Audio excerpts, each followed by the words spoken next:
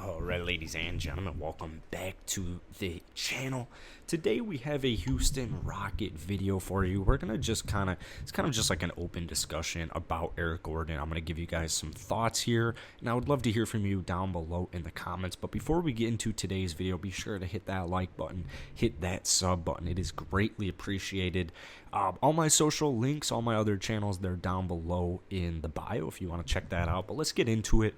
I saw a comment today it was from a Raptors fan, I want to say, and they were like, the Raptors have Goran Dragic, they're trying to unload him, and someone's like, let's do a Dragic for Eric Gordon swap. And realistically, I don't think Houston would do it if things were like really bad and they just weren't able to get any value back for Eric Gordon for some reason, which I don't think is going to be the case. Then maybe, because Dragic's on his last year, you can buy him out, get him off the team, and problem solved. But I do believe the Rockets will try to get some kind of value for Eric Gordon, because if you really dial into it, last season he did deal with some injuries, but he also put up 18 points per game, and a contending team looks at a guy like Eric Gordon, a proven player, and most importantly, a proven playoff player. I mean, my Rocket fans know exactly what I'm talking about.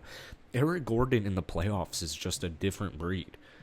Like, that is literally what Eric Gordon lives for. And so, to just kind of go back to the original point, what's going to happen with Eric Gordon, I'd put my channel on the line that he will be traded at some point in the season.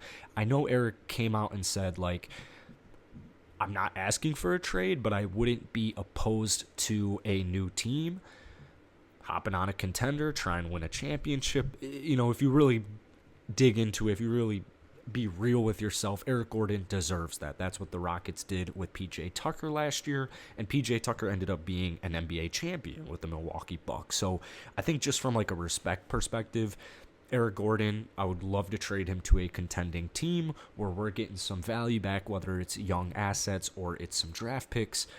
It's just a perfect scenario, because to me, I would love to have Eric Gordon on the roster, but if John Wall is about to be traded, and John Wall will most likely be traded in the next couple of weeks for me, I actually think that the probability of the Rockets trading for Ben Simmons is a lot higher than I think people think. Rafael Stone knows exactly what he is doing. So, the second John Wall gets traded, I don't think Eric Gordon will be like, I'm going to sit out until I get traded. But I do think he is going to be like, hey, could we start looking at some possible trade destinations, some possible trade packages for me? I'm not in a rush. I want you guys to maximize your value. I want you to get the best possible return on investment. So I'm not going to rush you guys, but I would like to be traded at some point in the near future. I think that's what will happen with Eric. And to me, Eric will come out on our bench unit next season, and I think he's just going to ball out. Like, I really just think he is going to ball out, because this second unit has a bunch of rookies, and Eric Gordon, to me, while he might not be the point guard, it might be Dante Exum or DJ, whatever they decide to do, the ball is going to be in Eric Gordon's hands most of the time. His usage is going to be high. He's going to be shooting the ball. And if he puts up statistics like he did last year, most importantly, if Eric Gordon can stay healthy, he needs to stay healthy. He's had injury concerns the last 2 seasons.